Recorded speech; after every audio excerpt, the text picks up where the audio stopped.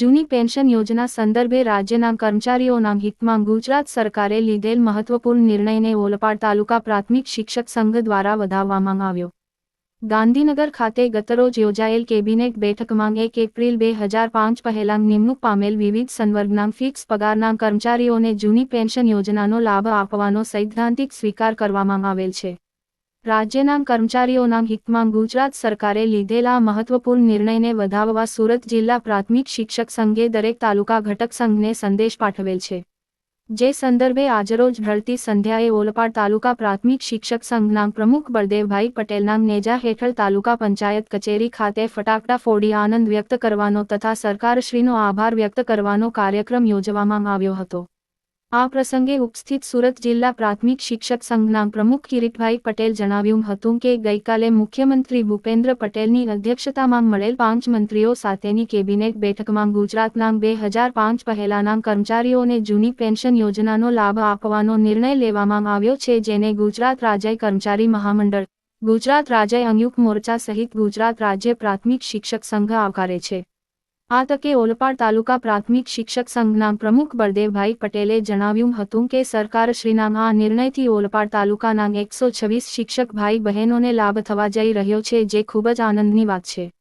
અત્રેના કેમ્પસમાં તાલુકા પ્રાથમિક શિક્ષક સંઘના મહામંત્રી મહેન્દ્રસિંહ ઠાકોર અને હોદ્દેદારો સહિત મોટી સંખ્યામાં શિક્ષક ભાઈ બહેનો ઉપરાંત અન્ય કર્મચારીઓએ ઉત્સાહભેર ઉપસ્થિત રહીને ફટાકડા ફોડી મીઠાઈ વહેંચી આનંદ વ્યક્ત કર્યો હતો. કિરીટભાઈ પટેલ, પ્રમુખ સુરત જિલ્લા પ્રાથમિક શિક્ષક સંઘ.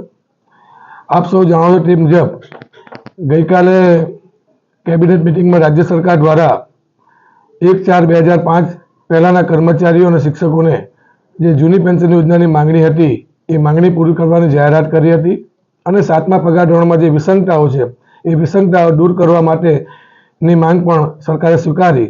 એટલે આ તકે સરકારશ્રીનો આભાર પણ વ્યક્ત કરું છું.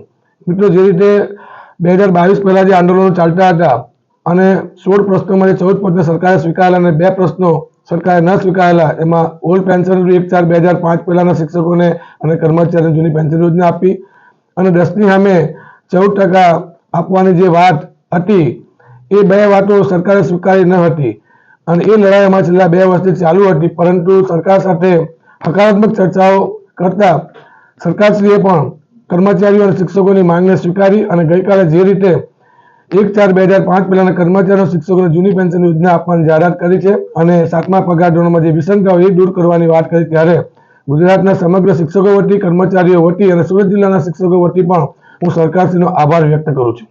કેટલાક કર્મચારીઓનો લાભ થશે? આનાથી ગુજરાતના 60,254 કર્મચારીઓને લાભ થવાનો છે અને 60,000 એમાંના 40,000 શિક્ષકો પણ છે અને સુરત જિલ્લામાં પણ 1500થી વધારે શિક્ષકો અને ઓલપાડ તાલુકામાં 130 જેટલા કર્મચારીઓને આ જૂની પેન્શન યોજનાનો લાભ થવાનો છે. આજે શું કાર્યક્રમ?